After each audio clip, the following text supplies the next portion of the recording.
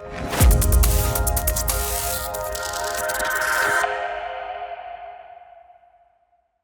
you for doing this interview. Thanks for having me. Appreciate it. Can you please introduce yourself and tell me what you do? Michel. I'm an entrepreneur that deals mostly in new technologies and also marketing and advertising strategies for companies. I'm also a designer, and that goes into graphic design, user interface design, and also design the software that I develop. I also do 3D animation. I'm a 3D modeler. Right. So I do a bit of everything. If it's involving software, I kind of use all of them. I also edit video, I do motion graphics Right. when I'm tasked to it, or if I feel like it might need a little bit of finessing, somebody from my team might edit something, and I'm like, you know what, let me add a little sparkle to it. Right. Like Gotcha. Yeah. So I'm just curious, when you are asked that, like at a, I don't know, cocktail party or whatever, what do you say? What's the short and sweet answer? I always just say I work in technology. Ah, there you go. There you go. Yeah. It's just so much easier, right? Yeah, because then I might lead into the fact that we built that browser-based spatial computing software, and maybe because that's the one I'm most proud of. But also technology, I feel like it's a bit harder to grasp for people as to like what it means, and so it's a lead into a much longer conversation as opposed to me saying that I work in advertising. Right. For example. Yeah. Right. Because I did work for advertising agencies for many years. Yeah. But I also just don't find that exciting. Advertising is not a buzzword, but tech is, and with the Apple Vision Pro, spatial computing or just augmented reality, right? Yeah. It's got a new phrase. Yeah. It's got a new a new outfit. It's a little bit more intriguing. Yeah. So that is technology, and then I'll talk about I gotcha. spatial computing. But I am still embarrassed though to say spatial computing. I feel like I'm just like reaching really far, Well, even though it is what it is. Yeah. Well, when you first said AR to me, like obviously I know what it is and I've dealt with it, but there was a moment where I was like, AR, what is that? Oh, right, augmented reality. I mean, so that is still such a new field, I think. Kind of. No, you're right too, because it's only become popularized over the past maybe 4 to 5 years. Yeah. Pokemon Go did a really good job of that. However, people still didn't really know that is what AR is, right? They just thought it was a game. So if I say AR, if I said AR like 3 years ago, they think that I just make games. And I'm like, no, we use AR for like experiences and site activations or like IKEA. I think, exactly. To put like piece of furniture. A couch or a shelf or whatever, right? And Amazon is actually doing that too. Oh yeah, I can imagine. But not Amazon as a company, but their vendors are starting to showcase some of their products using AR, which I think is really smart. And even like Warby Parker as well, they're doing a fantastic job. Yeah, I went to buy Ray-Bans last year, and I don't know if this counts as AR. You can tell me. To try on, right? Yeah, and they Absolutely. just put my face on, and then the glasses they were there, and I was like, oh, this is Isn't it quite great? nice. Yeah. Oh, Yeah. dude, especially for sunglasses. I mean. Yeah, I think it's even greater for seeing glasses. Okay. Prescription glasses. Right. Because when I go to, for example, Jinsu here in Japan to try on glasses, I'm always wearing glasses, right? Mm-hmm. So I have to take my glasses off and then put new ones on. But I can't see myself, right? So I actually have to record a video of myself or ask someone, hey, like, how do these look? I've never thought about that. Oh, it's so annoying. So if I do go glasses shopping now, I wear my contacts like I am Okay. right now. That makes sense. But with the virtual try-on, it's like, you can do it from the bathroom. Right, of course. Right? And Yeah. I think Warby Parker, they had their entire product line in AR. Yeah, that makes It's sense. a very simple technology. Actually, I was teaching that last night as a guest speaker for AR for this school that I sometimes. You were teaching about like the facial or the facial tracking. Yeah. Okay, facial tracking, but without the use of an app. Ah, right. Okay. Right. So like in browser. In browser, right. Yeah, So the browser will ask you for permission, like, hey, can we use your camera? And then the camera opens up inside the browser. Yep. And then when it detects a face, it'll just put the 3D object on top. Are like what's it called? Snapchat filters. Is that a form of AR? It is. Okay, that kind of stuff as well. Yeah, Snapchat. Well, yeah. I mean, also Instagram too. Instagram and TikTok. Line as well. Yeah. Oh, Line. Oh, that's right. Line has all Absolutely. those. Yeah. So I'm more familiar with the social media platforms, native softwares that they built. Like, so Meta, which is Instagram and Facebook, they have Spark AR, and then TikTok is Effect House. Okay. And Snap is just Snap AR. I wonder. I mean, because I'm in technology, and obviously I just asked you if that counted as AR. I bet most people don't realize that that's AR. They don't. They might just say, "Oh, you mean like a filter?" Yeah, exactly. Yeah. Right? Yeah. I actually do get that a lot. Yeah. Some people might find that frustrating if like you're a super techie, but for me at least there's like a familiarity. Right. So we can actually have like the beginnings of a conversation about what it is that I do if they ask. Right. So I guess AR has been quite around for quite a while, and because those filters are popular everywhere. I mean, everyone uses them. Yeah. Yeah. All right. So let's go back. Let's rewind. You are in high school. And many you're years sorry. ago. No, I'm just imagining. When right? I was, yeah, right. You are in high school, and you are doing tech things. Were you into technology back then as well, or? I was into computers well before high school, actually. My parents understood that computers were going to be a thing, and quite popular. So when I was 6, they bought our first computer. Right. And I think it was like a 286. Okay. This is before Pentium. Yeah. So an Intel 286. 486, and then there was the Pentium. That's right. Like, holy cow. You're dating yourself, but so am I. I remember those days. Yep. It was so amazing though. Like, you had to turn on the computer, you had to have a boot disk. Yeah, that's right. Yeah. Those were the days. It's wild. When I was in university, just quick fast forward, I'll come right back. But in university, I used to use the 3.5-inch floppies as coasters in my office. So in university, I had an office. Yeah. Those are my coasters. Those and zip disks. Remember zip disks? Yes, I do. Those were awesome. Those are my coasters. Good Lord, that's awesome. Clients thought it was super cool because they were always way older than me. Right. I was in my 20s. Yeah. So. That's hilarious. Yeah, but no, in high school I wasn't doing tech, but we got a computer super early, and I've always been an artist. I was very good at drawing, and then using the computer, very simple drawing software. I don't even remember what it was called. It was such a long time ago. Wasn't like Corel Draw or anything like that? Corel Draw was popular then, but I think it's expensive, I imagine. it was expensive, and so I was gonna say that we were too poor, but it turns out we weren't. But I was a Mexican family. We were a Mexican family growing up in LA, and I never had like Nikes. I had Converse, right? Like all my friends had like the new clothes. But my parents were teaching me a lesson. Cool. Which I learned, and so I think it's translated to my adult life. Yeah. But after we were considering buying new computers and upgrading, we realized that this could be done more cost efficiently. And so we would actually buy the motherboards separately. We would buy, the video cards separately, the sound cards. Whose decision was that? It was yours? Dad's. Your dad's? No, Okay. my dad's, yeah. But we used to use the dining table to build them. I had a similar experience, although it was me. I was a super nerd, so I built my first computer. Damn. Yeah, by myself. That's awesome. In first year of high school or something like that. Yeah. That's amazing. Yeah. It was so much fun, and it was way harder than now. I don't know if you still build computers, but I do. I don't. No. It's trivial now. It's ridiculous. Really? It's a joke. Really? Yeah. Now it's almost like Legos. Okay. But back then it was much harder. But anyway, I like remember getting the sound card and all that kind of stuff. Right? Yeah. A separate sound card. By Creative Labs. Remember That's that? right. Creative Labs. Yeah. Those are the guys. 3D audio. God, that was amazing. And did you? I remember. I don't know if you remember the first time that there was a video card, because those came a little later. Yeah. Voodoo Graphics.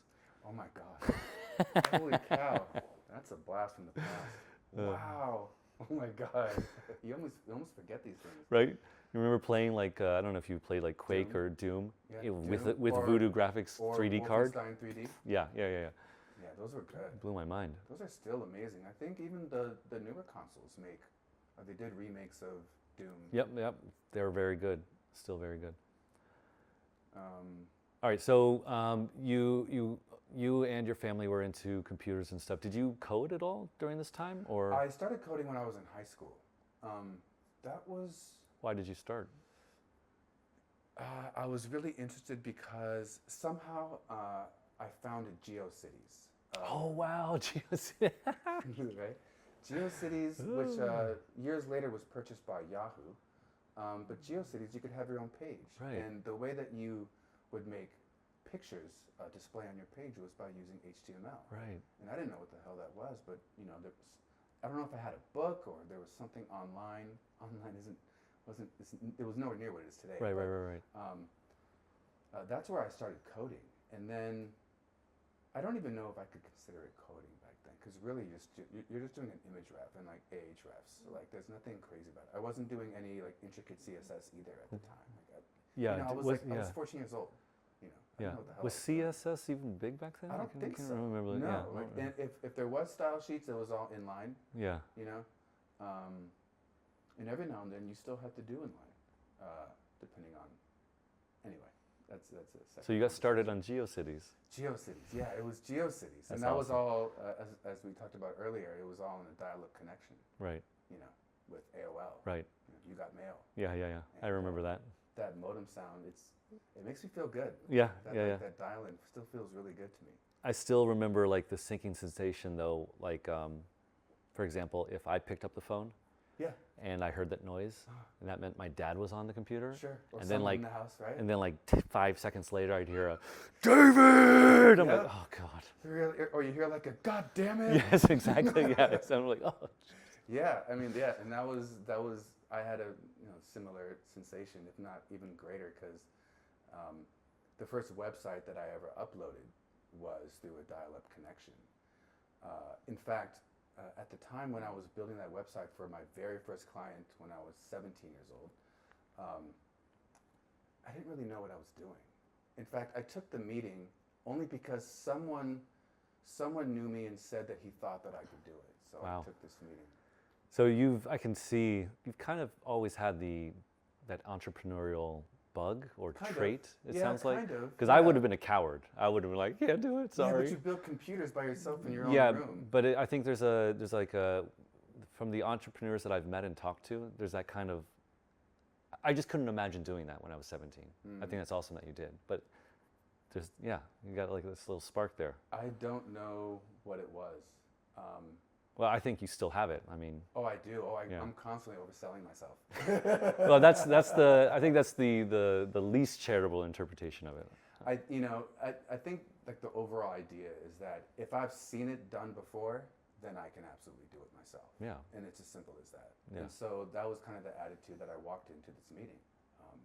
Was that I've always been a designer. I was using Photoshop at the time, so I could create that Wow, stuff, right? yeah. I could like kind of code, right? Like even in my high school, I hacked into all the computers, and when there's an error and it plays a sound, well, I made it play a 4-minute song. Yeah, I got in big trouble for that. Nice. I also lost trust from the computer teacher. That was kind of sad. But yeah, so I knew that if I just kind of like put those things together, that I could like pull it off. And the funny thing is, the way that I pulled it off was my mother had just bought a scanner. Remember those? I do. It came with some software, and it wasn't Dreamweaver or anything like that. It was something even like lower grade. It was called NetObjects Fusion. This is back in the day. And it was more like a visual way to create the websites, and you could do some coding on the side. Something like Dreamweaver, how you kind of had like 2 panels. Yeah, yeah, yeah. So basically, I took my Photoshop design of the website, and this is in one day. Like I had no idea what I was doing, but I told the client I could do it. When he That's so asked me cool. how much money I charged, I said $35 an hour. That's back in 1999. Yeah. I made it up on the spot. Yeah. He probably thought I was bullshitting. Yeah, yeah, Because yeah. I said a bunch of ums before I gave him the number. And when I told him the number, he was like, okay.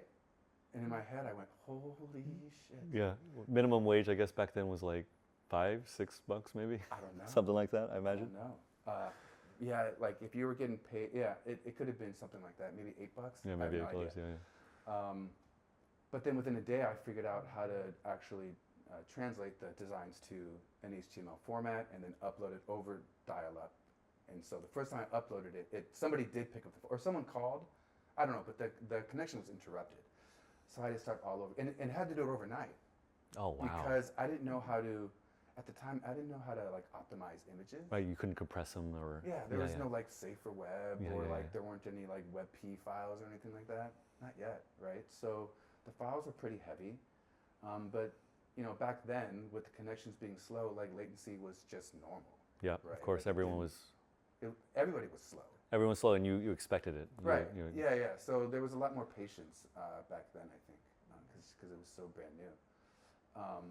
But that's how I made my first website from some free software that came with my mom's. Very cool. Was the client happy? scanner. Oh, he loved it. Nice. Oh my God, when I showed it to him, he said, Michel, you fucking did it.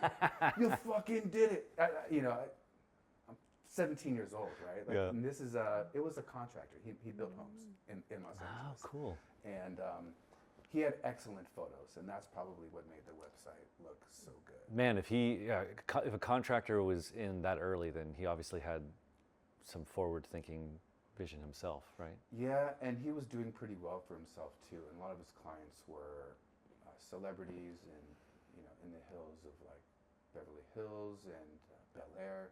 So he had some money to put forward, and he could afford my expensive prices. How many hours did you bill him for? Did you just make that up, or did you? Oh, I totally made that up. Oh my God. But I made $5,000 when I was 17 that's years awesome. old in 1999. Yeah. And the rest is history. I thought, oh my God, I'm going to keep doing this. Yeah. And the very next website that I made was in Flash. Oh, really? Wow, you moved from that to, wow, that was a fast, I moved that's a fast super movement, yeah. Yeah, I moved on Flash super fast. How did you make that transition so fast? I've always just been kind of explorative.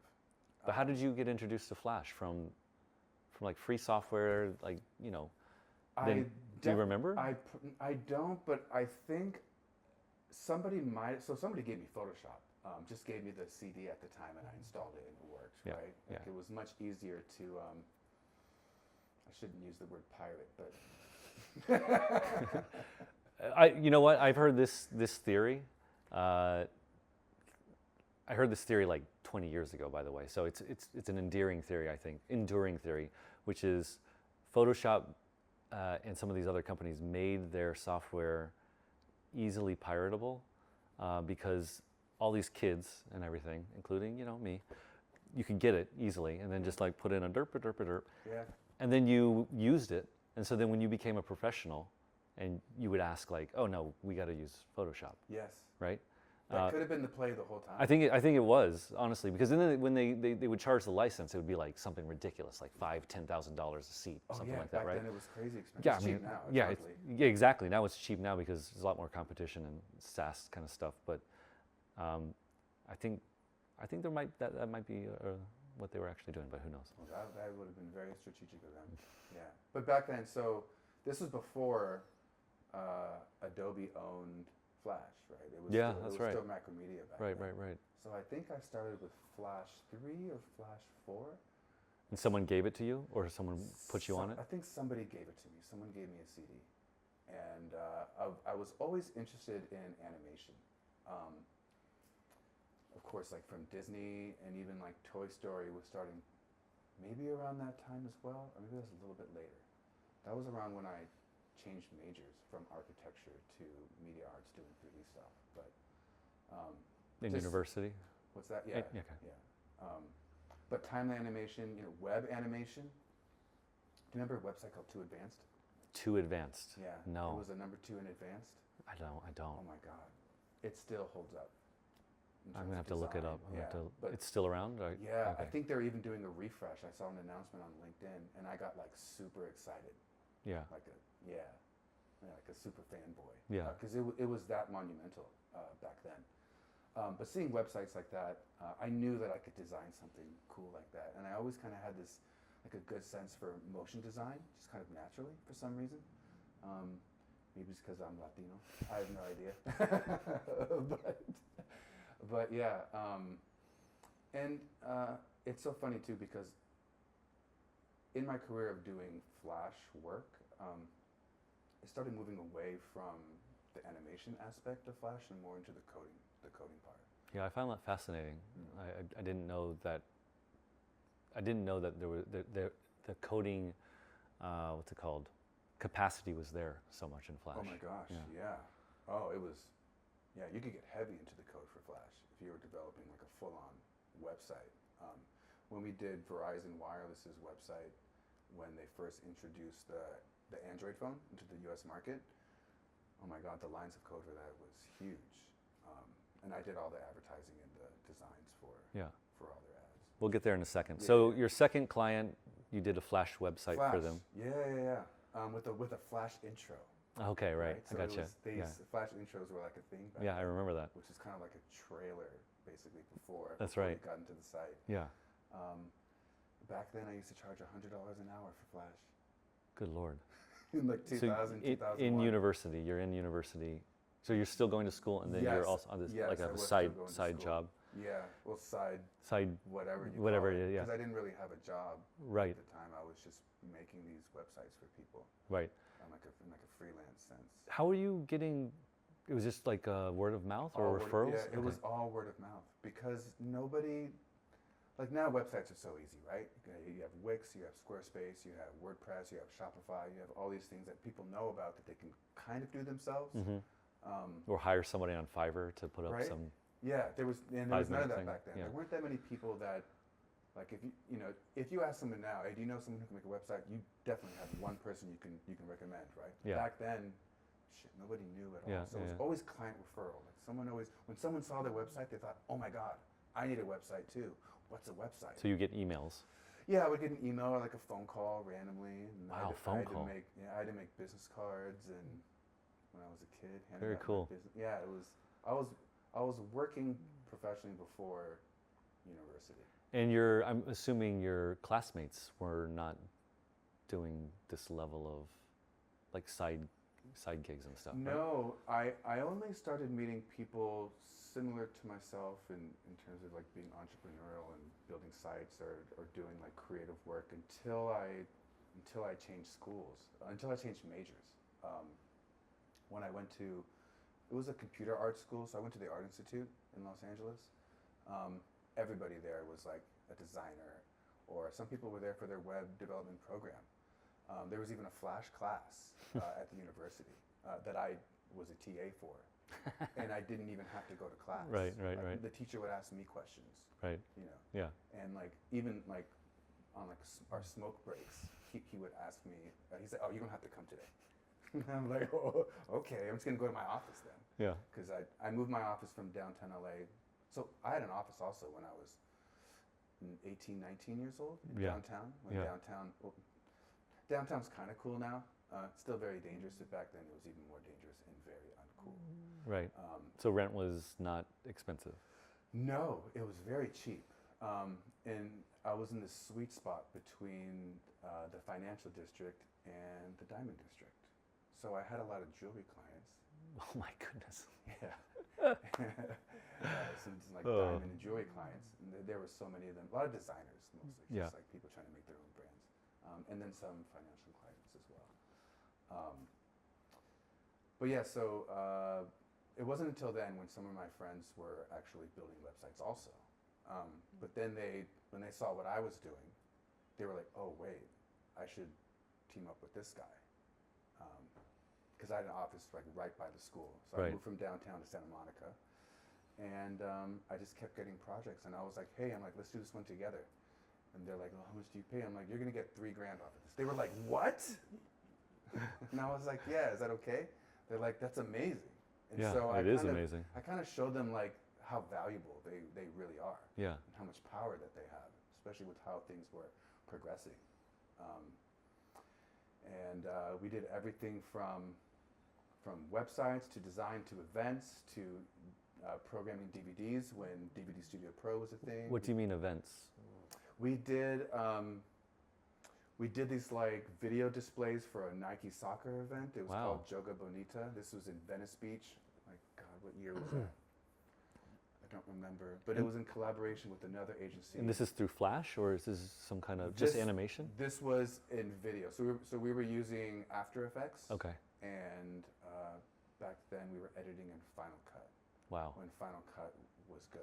So that's more like that's not really websites. That's more just straight up advertising then. Yeah, I guess so. It was for us. It was just creating nice visuals. Yeah. Using After Effects Right. and then editing it in Final Cut. Yeah. Like it was all more just kind of like a means to an end. Like we didn't like put anything in buckets unless we like had to like really sell it. But we had so much capability. Right. Just because back then everybody that I went to school with, they were like 3D animators, riggers, they were video editors, motion graphic designers, right? And they would just come to my office. We grew so much that I had to rent the office next to me so that we had enough tables for everybody. Did you hired a tax accountant or something, right? I had a CPA. Yeah, okay. Yeah. Yeah. But that was so much fun though. Like we were paid to create cool stuff. Yeah. And that was like The very rewarding. Yeah, at the very like inception of all this kind of really starting to take off. Yeah, kind of. I guess so. Yeah, we were just having fun, like Yeah. I said, and I still feel like I'm having fun. You know, Absolutely. I get to at my own will create whatever I want to. Yeah. And I've had, I've created some businesses that the market was essentially not there, or one where there was a big market but there was too much effort, Mm-hmm. and so like just wasn't worth it. Yeah. In like the creative field, it's hard to run out of fuel, I think, if you enjoy it. Yeah, definitely. You grew this business through university. Did you continue after university with this, or did you shutter it? I did for about a year and a half, 2 years. And I wouldn't say that I burnt out. I just got tired. I realized that I was like 25 years old, and I felt like a father to a lot of people. Like a lot of the guys that work. So we moved from Santa Monica to Culver City. So we had like a 3,000 square foot warehouse. Wow. With like huge ceilings, like 25-foot ceilings. We had a green screen with a psych. How many people were employed at this point? About 12 people. We were very small. Yeah. We had a sound studio, like a sound booth and a sound studio with like a huge board. We had an indoor basketball court. I used to rollerblade inside. Yeah, it was crazy. Like it was a lot of fun. And the movie studios nearby in Culver City, they would sometimes rent out my green screen for the day. Wow. It was like $1,000 a day to just sit there and do what I was going to do anyway. Right. It was like pretty amazing. But I realized I was just wondering, like, what am I doing? Yeah. Like, I'm 25 years old. I have all these people here. I'm still in Los Angeles. I had this like desire to like move to New York. And then one day I just walked in, and I was like, all right, everyone, this is like the last day. You can't do that in Japan. Right? You'll get in big trouble. But I was like, don't worry, like, you're all gonna get your paychecks. Yeah. And like, we'll finish up these projects, but in about a month, I'm gonna move to New York. And yeah, and like that was kind of it. So I did kind of just like close it up, and did only freelance after that. And you moved to New York without anything lined up, or did you? Exactly. So you stayed freelance, but I think you told me before that at a certain point you joined a company, right? I did, yeah. How long was it before that happened? It might have been a couple of years. No, maybe like a year into it. When I first got to New York, I was able to like finally relax, and I had some freelance work out of LA from Deutsche Advertising. They had me doing a lot of their flash stuff. So essentially, I was just working downstairs at the bar. There was a Polish bar. Still one of my favorite places to go. It was in East Village in New York City. I don't know if you know. I don't know New York that well. Yeah. East Village is pretty cool. But yeah, it was about a year, and I got a random email or a random phone call, and they were just like, "Hey, like, you want to come in and maybe talk to us about some flash work?" And I was like, "Sure." And they saw my previous work, and I had a very casual meeting with these gentlemen, and they just they were cursing during the interview, and I was like, "Oh, I like these guys. Yeah. This is cool." And it was a very small company at the time too. It was called Continuity, and Continuity was founded by the son of. So there was an agency in the same building called McGarry Bowen, and Mr. McGarry's son, I think it's John McGarry. He created Continuity, which was more of the digital arm of McGarry Bowen. And there was like maybe 30 or 40 of us at the time, and I was just creating a lot of flash pieces for Chase Bank and JP Morgan, and So they had a lot of traditional company clients then, I guess, right? Yeah. Like very yeah, conservative, I would almost say. not so much. It was just we were in New York, and JP Morgan's in New York, and McGarry okay. Bowen was quite a big agency. Like there Right. might have been about 100 people at the time. Right.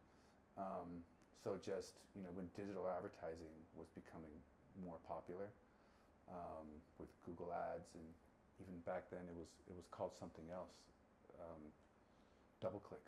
Yes, that's right. Yeah, it was called It DoubleClick. was DoubleClick and DoubleClick. I actually helped write the wiki for DoubleClick. Oh, really? Yeah, well, because there was no Flash support. Right. There was no support on their wiki for how to make trackable banner ads with Flash. So I had to help kind of rewrite what they had in there. I'm like, that doesn't work. That's broken. Here's my file. Here's how it works. Cool. Which was like kind of cool, Yeah. I guess. But I also was wondering, like, what is this industry? Yeah. And it just showed that it was just so new. Very It was new, yeah. So new. Yeah. Yeah, so I worked for Continuity for a while. And then McGarry Bowen ended up buying Continuity, right? It was like a dad's company buys son's company Yeah. kind of deal, Yeah. which was great. And so we moved around the corner, not in a different building, same building, but we just, Better real estate. Yeah, it was, in the it was building. actually a super nice office. Amazing views of the city, right in Chelsea. They might actually still be there. And then after some time, then Dentsu. I think we talked about this when we met at the gallery. That's right. Dentsu is the #1 agency in Japan. Right. I think worldwide, they're in the top 5, I think. So Dentsu ended up buying McGarry Bowen. Right. So In what year was that? What are we at now? 2010? No? Yeah, 2010? like around 2010. Yeah, I'm terrible with time. That's okay. Me too. Yeah, it all kind of blends, especially when your career is just filled with no sleep. Right? Like, I don't even know what day it is. And you're working on different time zones too. So Yeah. You're just like, I don't know, I'm just awake working on Yeah. stuff, right? But yeah, around that time. And then the company grew to like over 200 people. Right. Very quickly. Yeah. I mean, it was instant. Oh, okay. But you slowly started seeing like groups of Japanese execs coming in with their suits. And I'm like, No one else. guys? No one else was wearing suits in the office, really. No, God, I dressed like this. Okay, right. You know, like, Gotcha. if you were a developer at that time, a Flash developer, you got to write your own ticket. Right. In fact, I only had to come to the office 2 times a week, Right. as long as we did our work. Right. Like, and we had our own section in the agency. We kind of just did whatever we wanted. Did other people in the agency wear more traditional They kinda- slacks and? Yeah, they looked nice. Like, not so much slacks. I wore slacks. There were no like actual suits, not Okay. in advertising. I see, right? I see. They might be dressed a bit more fashionable, right? Especially being in New York City. Right. But yeah, Flash devs, yeah, we were just a bunch of goofy nerds, right? Just a bunch of goofs. But that was so fun. And I went from just being a Flash dev to like senior Flash dev to tech lead. And then when Dentsu came along, they wanted to like hire me into a new position, which would be like a director of, what was it called at the time? It was like some technology, like they made up a title. Right. Because it integrated both what I could do technically in Flash, and then like creatively also from the design aspect, and also the 3D knowledge that I had. So it was some kind of like technical I have no idea. I don't remember. My point is that they weren't going to be actually paying me enough. Okay. And Right. I'm like, I make more here without them and with the stuff I have going on outside. And I was like, thank you, but no thank you. From my time in Japan, that sounds like a very Japanese thing to do. Yeah. Yeah, just with a lot of my Japanese friends. I don't want to. I'm not speaking poorly about Japan, but I think it's quite common to give someone a new position with more responsibilities, Oh yeah. and not a commiserate amount of Totally. money. Yeah. I guess, maybe. But maybe it's not just Japan. Maybe it's everywhere. It might just be everywhere. But it was technically a Japanese company. Right. Because Dentsu. Yeah. But I don't think that was the influence at all. But honestly, they were, it was an upgrade for me. Yeah. And it would have been nice. But if I had taken their offer, I wouldn't be here. I wouldn't have explored the way that I did and worked for other agencies where I ended up doing some really fantastic work with some very talented people. Yeah. So I am very grateful that I kind of just stuck to wanting to be a bit more free. Yeah. So let me. I want to ask you a couple questions about this time period. So when you're working at Continuity, and then you're moving up from a dev to a senior dev to tech lead. Can you give me some examples of what kind of work you were doing and the workflow of it? I'm trying to just imagine what your daily work schedule was like. Yeah. So when I did go to the office, when you're just like kind of a standard, even like a senior dev, you work, or just like a standard dev, you work more with the art directors on the deliverables, and you work with the producer as well. And the more senior you get, you start working more closely with the creative director. And when you become a tech lead, then you sometimes are on calls with the actual client. Okay, I see. With the client and with accounts and the producer and also the creative director. Right. So like, for example, if you're just a normal dev, you would be given kind of directions and sample art or some kind of like sketches or something? No, a lot of times you were given the full creative. So you were given the Photoshop document. Oh, really? And then of course it's layered, and then you have to appropriate that for Flash animation. Right. And nothing was timeline animation there at all.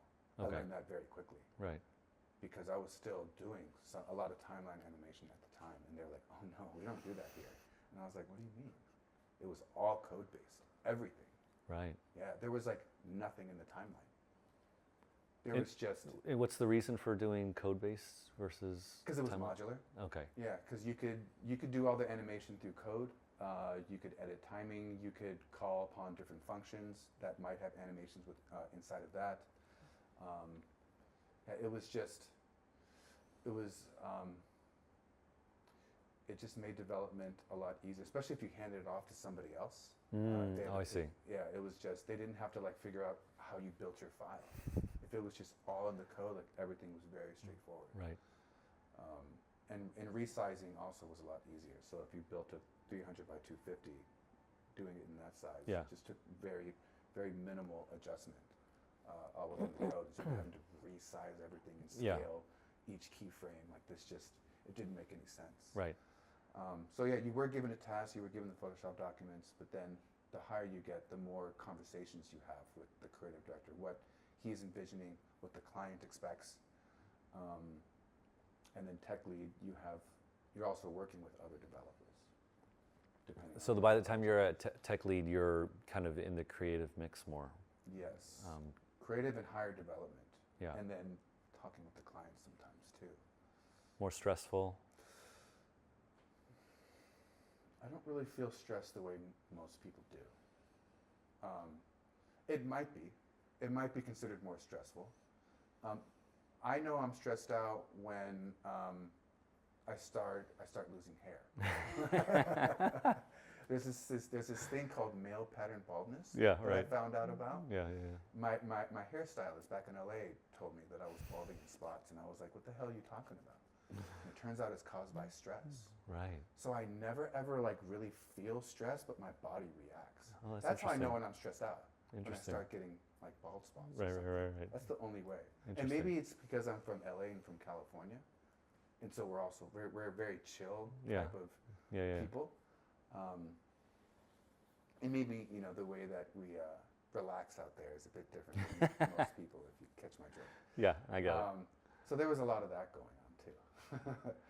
So I was very calm individual. So nothing really stresses me out because I always think that I'm very solution based oriented. Yeah. And so if there is a problem, I'm like, oh yeah, we'll figure it out. Yeah. Or if but especially when you're a tech lead, you have a team of people that Right. you can. But I would rely on. feel then you also are responsible for making sure that they do well. Yeah, it's okay. They're going to do their job. If not, they They're just gonna get do fired. Right. And I don't even have to do the firing. Right. Exactly. know? Okay, I see. Um, Did you enjoy? Like more creative freedom and kind of input as a tech lead, or was it still mostly going one way, the creative process? It was still so. The areas where I had more creative freedom in that sense was from an animation standpoint, functionality. But as far as the aesthetic went, it was already decided by the creative director. The creative director and the art director, they decide all of that for the most part. I see. So my position was more like the last stop. Gotcha. Before things go live. Was that chafing at all ever? No, I didn't really care. Okay. I didn't. They were paying me too much money to care. Right. That and there's something about deadlines that actually excites me. Yeah, you've said that before. I find that Yeah, alien. it's just like when there's like when you have something due in like a couple days, I just go, ooh, baby, let's see if we can pull this one off. Because if there weren't any deadlines, nothing would get done. Yeah, right? If you had 2 months to do something, it'll take you 2 months. Yeah. But if you have 2 days, it'll take you 2 days. Yeah, yeah. And maybe like that like constricted time frame will really squeeze out those creative juices. Right. Right. Gotcha. Yeah.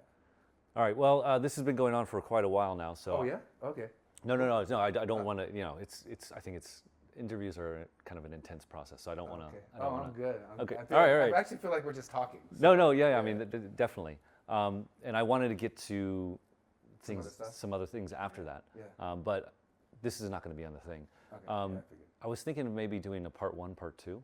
Okay. If that's cool with you. Yeah, totally. Because I like getting into the nitty gritty, and then I would like to like focus on what you did next or what you do next, and into more details after that. Yeah. If that's okay with you. Absolutely. That's cool. Because actually, from that point is when this is when I got engaged, and then that broke off. You got engaged in New York. I got engaged in New York. Okay. Then broke that off. So I worked for a bunch of different agencies after McGarry Bowen or after Dentsu. And then I got engaged, broke that off. And then after that, I did my first triathlon. Oh, shit, I didn't know that, right. Yeah. Fucking hell. And then I moved to Japan. Yeah. And upon moving to Japan, that's when things really started changing for me. That's when I got into more app development, developing my own apps. Yeah. So there's an entrepreneurial thing from like marketing, web stuff, advertising. Yeah. Then I started getting into like, what if I actually like created these things that people used and it was easier, whatever.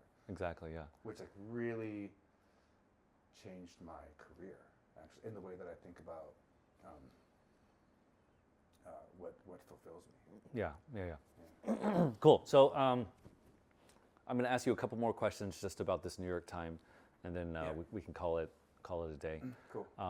And then we can get into all that because that sounds awesome. So again, I'm just trying to get a full picture of. So the way I'm thinking about this is in my mind, as you're going through all this, you're probably learning lots of different. Not probably. You're learning lots of different things like.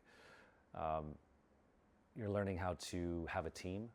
You're learning how to kind of assign tasks and divvy up different responsibilities to different people. And you started that in university, it seems like, right? So this time it wasn't my team. It was my team, but it wasn't my company. Yeah, exactly. But still, you've got all this experience now with managing people, right? And then working in this agency and the agencies afterwards, you're learning a lot about marketing, I imagine, right? And how to communicate ideas to people and stuff.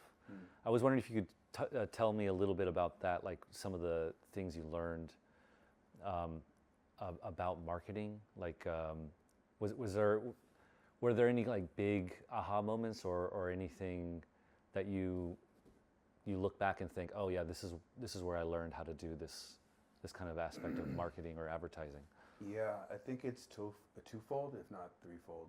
Definitely, art is a huge aspect of advertising that gets overlooked so much. Please elaborate. Man, well, graphic designers are probably the most valuable people when it comes to advertising and marketing. You could throw everything else out the window, but as long as you have a talented graphic designer, they can make or break a company. Wow.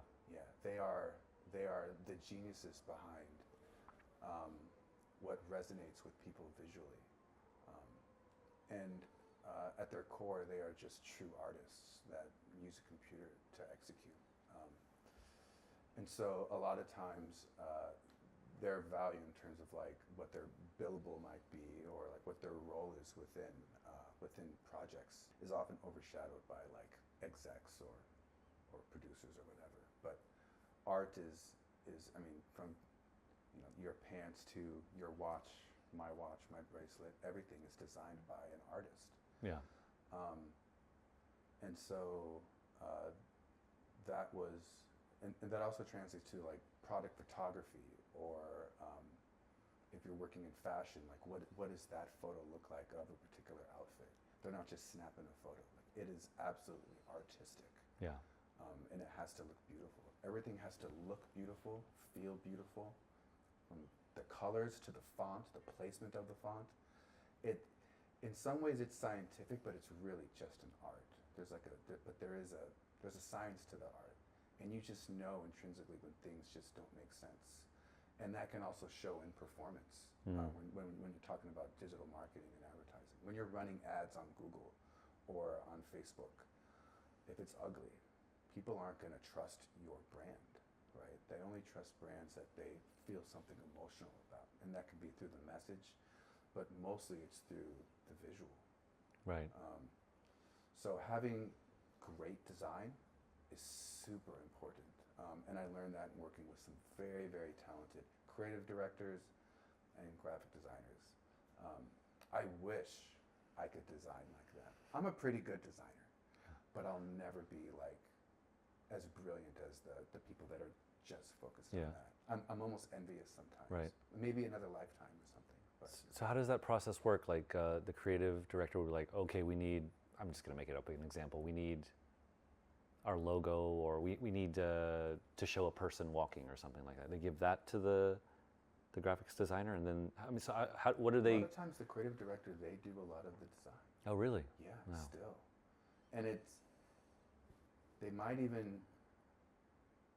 communicate it kind of poetically, where they say, oh, I want to feel like this, and the person is moving in such a way, and then like the wind blows, and then like whoosh, like then this color like comes in, like they're very animated. Wow.